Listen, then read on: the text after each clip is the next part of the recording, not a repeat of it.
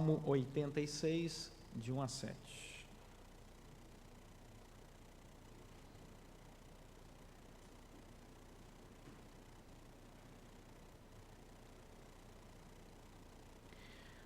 Diz o texto: Inclina, Senhor, os ouvidos e responde-me, pois estou aflito e necessitado. Preserva a minha alma, pois eu sou piedoso. Tu, ó Deus meu, salva o teu servo que em ti confia. Compadece-te de mim, ó Senhor, pois a ti clamo de contínuo. Alegra a alma do teu servo, porque a ti, Senhor, elevo a minha alma.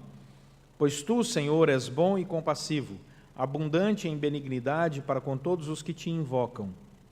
Escuta, Senhor, a minha oração e atende à voz das minhas súplicas. No dia da minha angústia, clamo a ti, porque me respondes. Quando nós abrimos o Evangelho de Mateus, no primeiro capítulo do Evangelho de Mateus, encontramos uma mensagem sobre a vinda de Jesus Cristo, dizendo: e ele será chamado de Emanuel, que quer dizer Deus convosco. Quando você termina a leitura do Evangelho de Mateus, o mesmo Evangelho, as últimas palavras do Evangelho de Mateus são as seguintes, do próprio Senhor Jesus: e eis que estou convosco todos os dias, até a consumação do século. E a pergunta que fica é: qual é a intenção de Deus ao abrir o Evangelho falando da presença de Jesus e encerrar o Evangelho falando da presença de Jesus? Por que esses dois assuntos, estão conectados do começo ao fim do Evangelho de Mateus?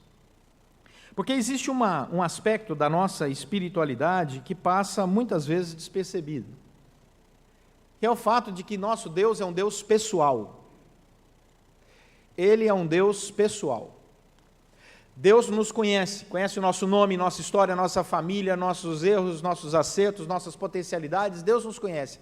Deus é um Deus pessoal. Deus não é um Deus distante, que não se importa conosco. Ele é o Deus que se importa conosco, que tem projeto para a nossa vida, que tem um relacionamento aberto, pronto, para todos aqueles que o invocam. E esse salmo fala sobre isso. Esse salmo fala sobre o momento em que Davi está passando grande dificuldade, e ele percebe que quem pode entendê-lo é Deus. Se você olhar o versículo 14 do Salmo 86, você vai perceber que Davi está sendo assolado por inimigos.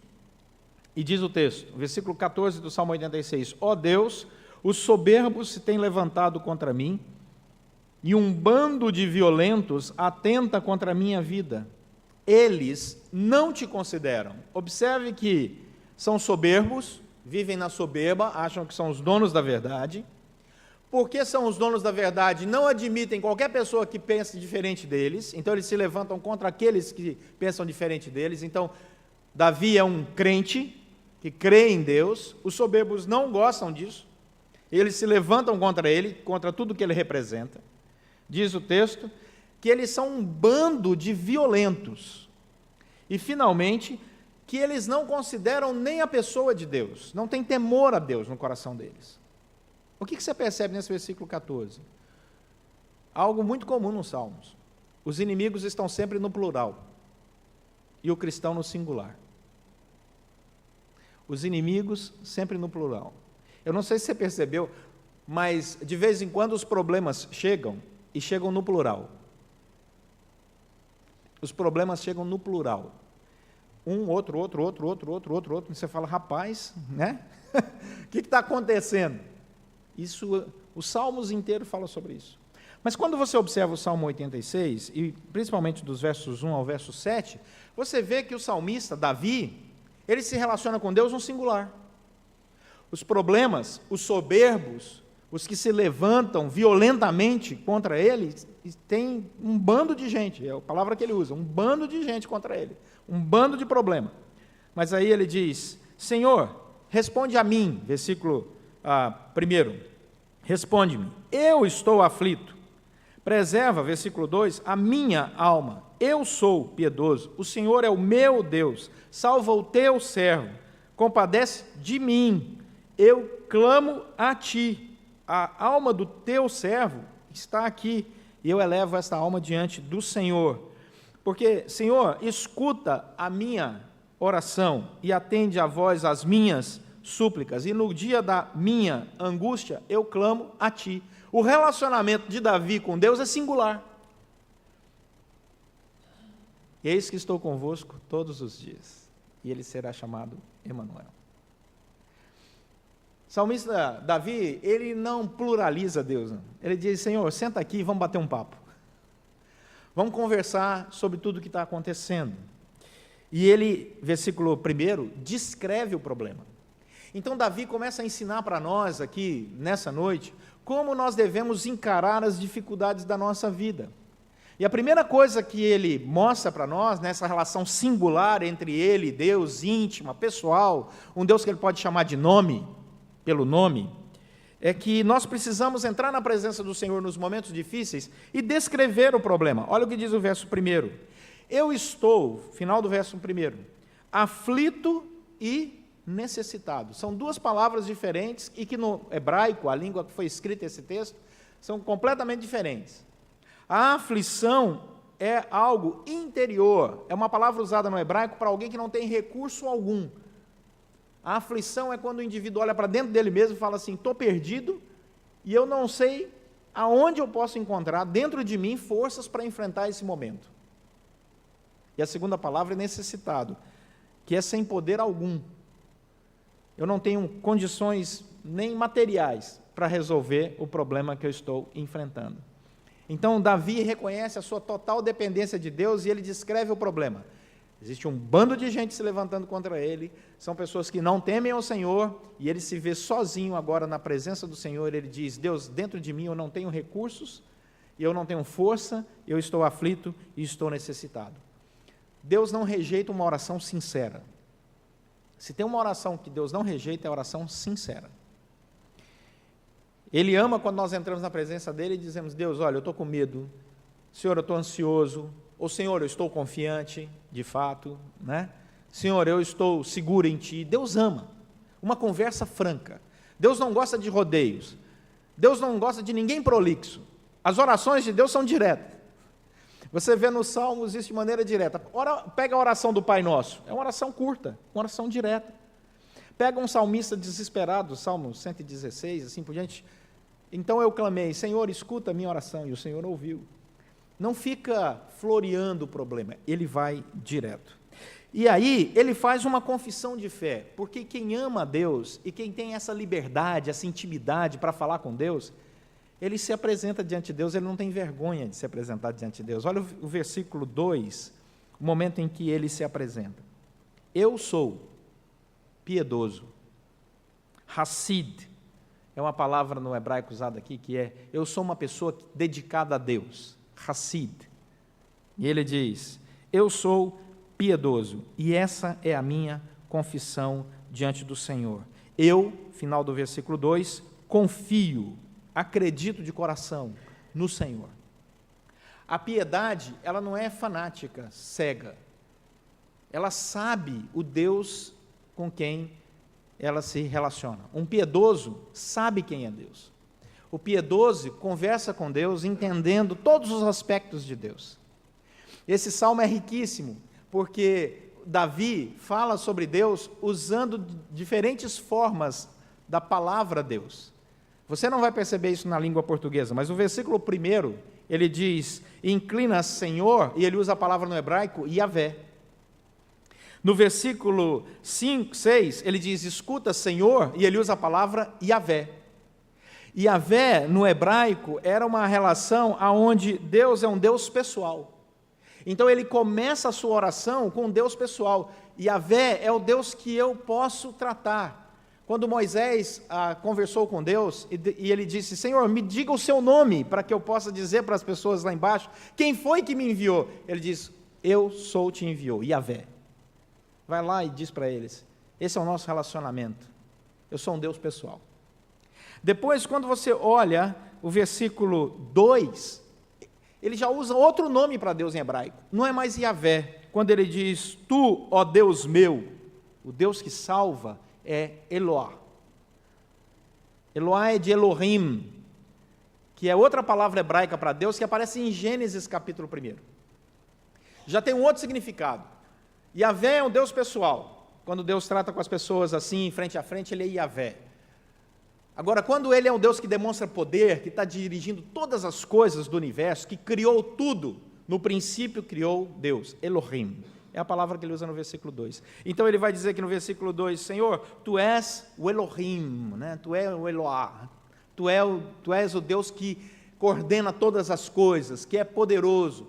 Eu sei o Deus que estou me dirigindo, o que criou todas as coisas. Então nesse momento eu sei quem é esse Deus. Mas aí ele usa uma outra palavra para Deus, versículo 3, compadece-te de mim, ó Senhor, que é a palavra Adonai. Versículo 4, porque a ti, Senhor, Adonai. Versículo 5, pois tu, Senhor, Adonai. E Adonai é uma palavra no hebraico usada para Deus que reafirma a autoridade e o reinado de Deus.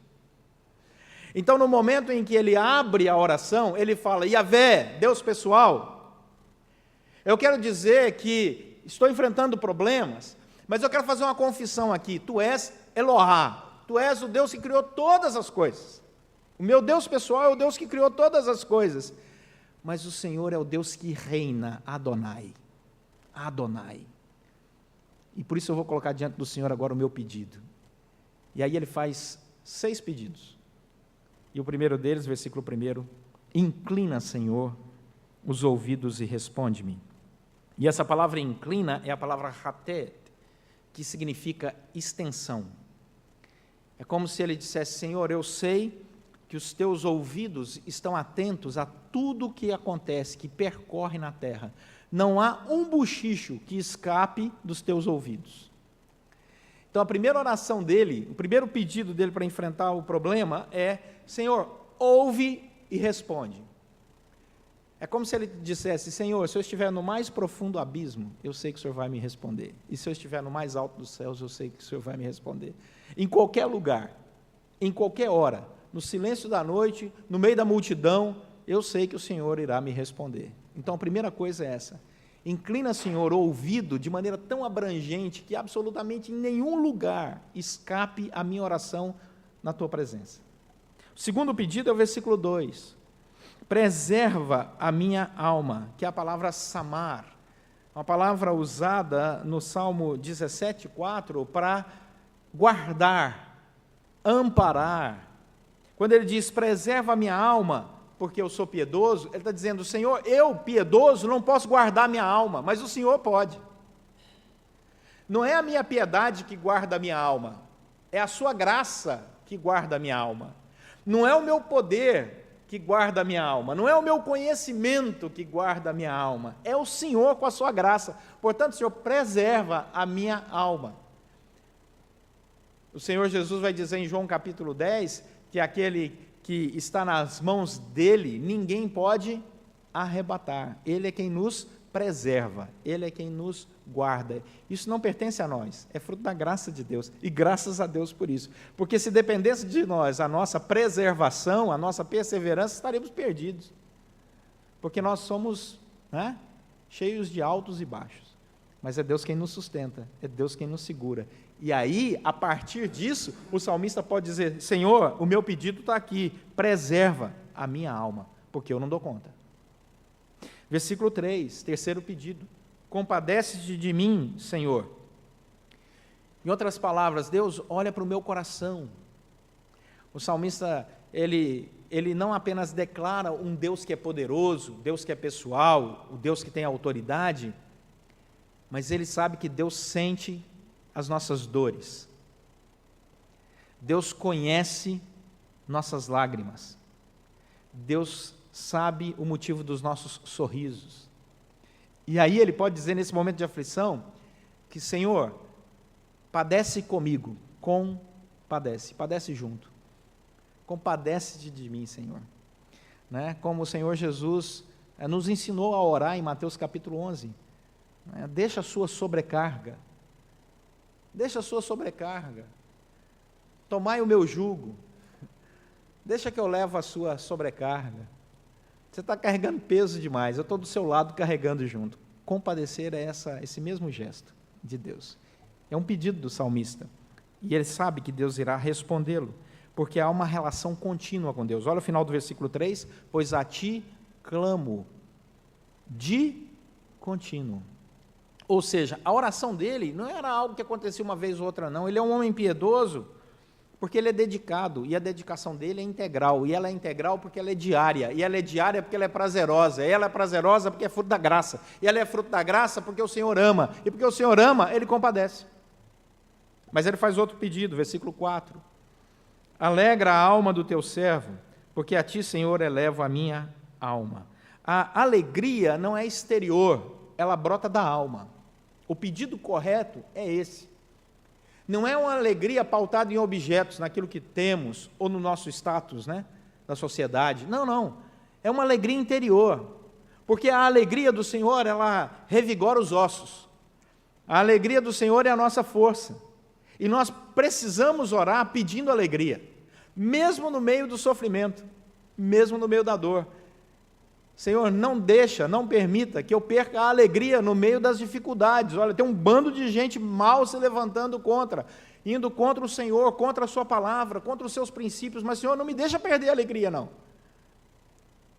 Esse é o pedido dele.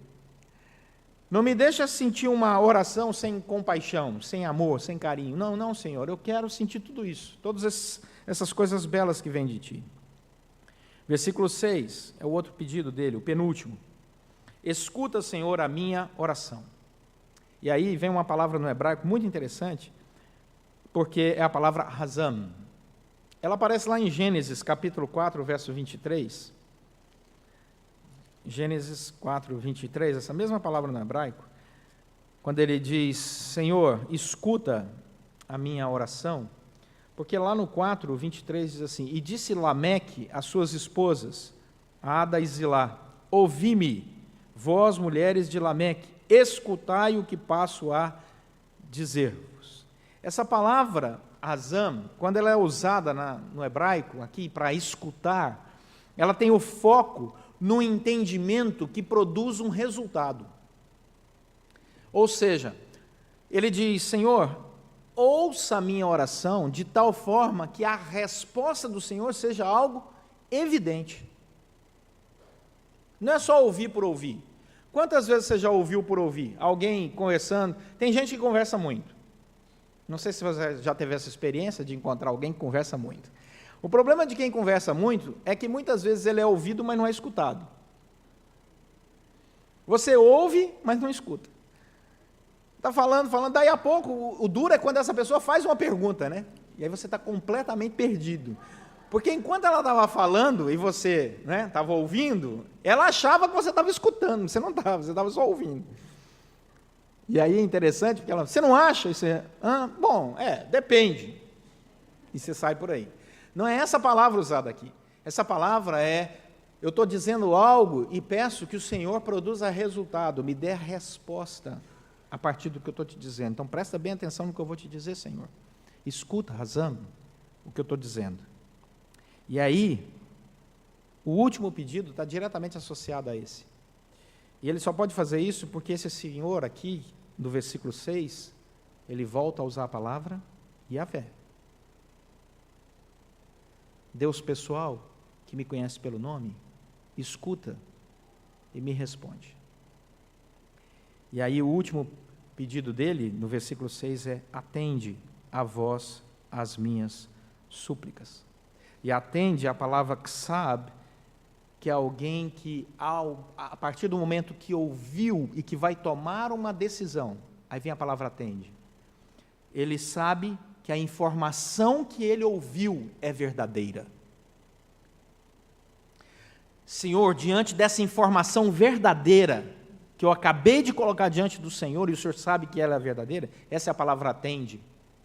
Eu peço que o Senhor escute com atenção, com seus ouvidos que abarcam toda a terra, tu que é Yahvé, um Deus que é pessoal, eu peço que o Senhor responda essa minha súplica. Final do versículo 6, a voz das minhas súplicas, porque o que eu estou falando com o Senhor é sério, precisa da sua resposta, e a informação que eu estou lhe trazendo é verdadeira, e eu tenho um caráter piedoso diante do Senhor. A conversa aqui é séria. E ele termina. E ele termina com um testemunho. Sabe por que ele está clamando ao Senhor no dia da angústia dele? Diz o versículo 7.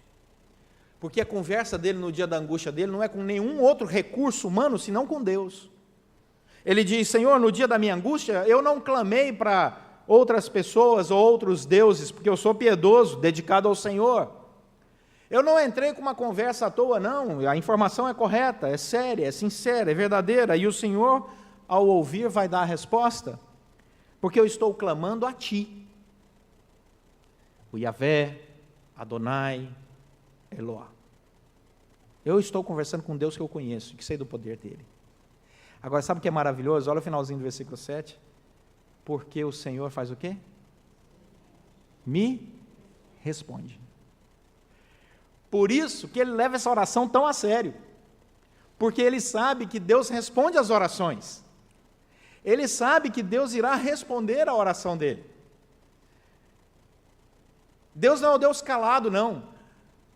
Deus diz que quando nós entramos na presença dele, falamos com ele, buscamos a ele e humilhamos na presença dele, ele responde. E o salmista diz assim: Senhor, no dia da minha angústia eu clamo a Ti e a Ti somente, porque eu sei de uma coisa, o Senhor responde. E sabe por que ele sabe que o Senhor responde? Porque ele tem experiências com Deus. E Deus já respondeu às orações dele várias vezes, milhares de vezes ao longo da sua caminhada. Afinal de contas, ele é uma pessoa piedosa. Ele é dedicado ao Senhor. Portanto, o que nós percebemos aqui é um testemunho lindo, riquíssimo, de uma pessoa que no meio da dificuldade, com várias outras circunstâncias e pessoas contrárias a ele, a sua fé, o seu Deus, ele parou tudo, entrou na presença de Deus e disse: não, peraí, Tu és Yahvé, o Deus pessoal, Tu és Elohim, né? O Deus criador de todas as coisas, o Senhor é o Adonai, o Senhor reina sobre todas as coisas, o Senhor inclina os ouvidos, atende a minha oração. Está aqui, Senhor, diante do Senhor, porque eu sei que o Senhor me responde, e o Senhor já me respondeu muitas e muitas outras vezes. Emanuel, Emanuel, Deus conosco. Eis que estou convosco todos os dias, até a consumação dos séculos. Nós viramos as costas para Deus a partir do momento em que nós pecamos. O pecado é uma vida, uma agenda onde Deus não faz parte. O pecado é contra a piedade, é contra a dedicação a Deus, é contra o relacionamento com o Senhor.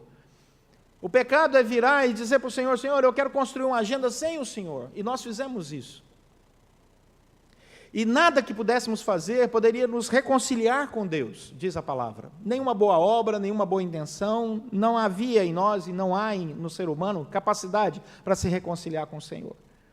E o preço desse pecado, desse distanciamento do Senhor, é uma vida que cai num abismo, que puxa outro abismo, até a morte. E uma morte longe de Deus é trágica. É trágica, porque existe vida depois dessa vida. E só existe vida na presença de Deus ou fora da presença de Deus. Isso é um inferno.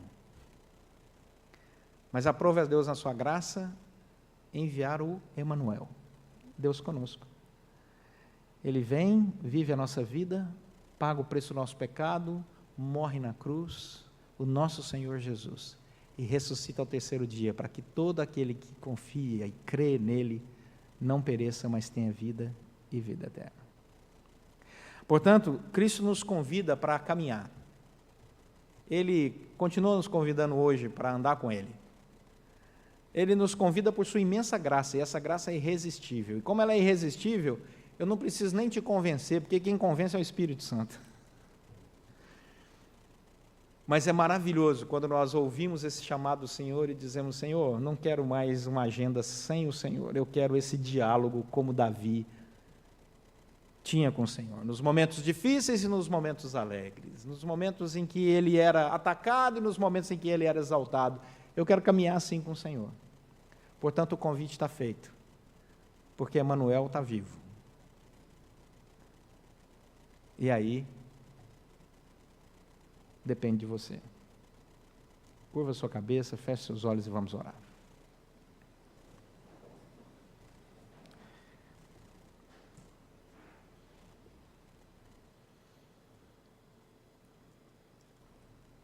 Eu não sei qual é o problema, a aflição, a necessidade que talvez esteja passando na sua vida, no seu coração, naqueles que nos acompanham pela internet, mas uma coisa eu sei.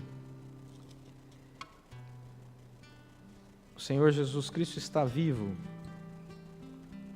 E a palavra do Senhor diz que eu estou bem certo, que nem morte, nem vida, nem os anjos, nem os principados, nem as coisas do presente, nem do porvir, nem poderes, nem altura, nem profundidade, nem qualquer outra criatura poderá separar-nos do amor de Deus que está em Cristo Jesus, nosso Senhor. Confie no Senhor. E assim como esse salmista, relacione-se com Deus de maneira piedosa, íntima. Deixa Deus falar ao seu coração todos os dias pela palavra dEle. Confia nele, e o mais Ele fará. Não permita que os ruídos das multidões aí fora, dos problemas que sempre vêm aos montes, te afaste de um relacionamento pessoal, amoroso, sincero, fruto da graça de Deus, que é um grande privilégio. Ore, Ele responde. Senhor, nosso Deus e Pai, muito obrigado pela Tua misericórdia, pela Tua graça, pelo Teu perdão.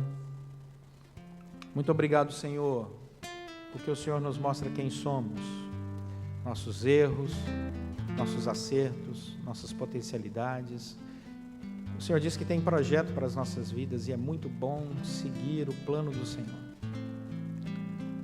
Agora, ó Deus, ensina-nos a ter essa intimidade do salmista e a confiança de que o Senhor vai adiante de nós em todo tempo e em todo lugar, para a glória do Teu próprio nome. Faz o Teu povo um povo que tem intimidade com o Senhor e que percebe o tempo todo a presença maravilhosa de Jesus Cristo pela obra do Santo Espírito. Oramos agradecidos por esse grande privilégio, por essa grande bênção, pedindo que o Senhor nos abençoe em nome de Jesus Cristo, nosso Senhor e Salvador. Amém.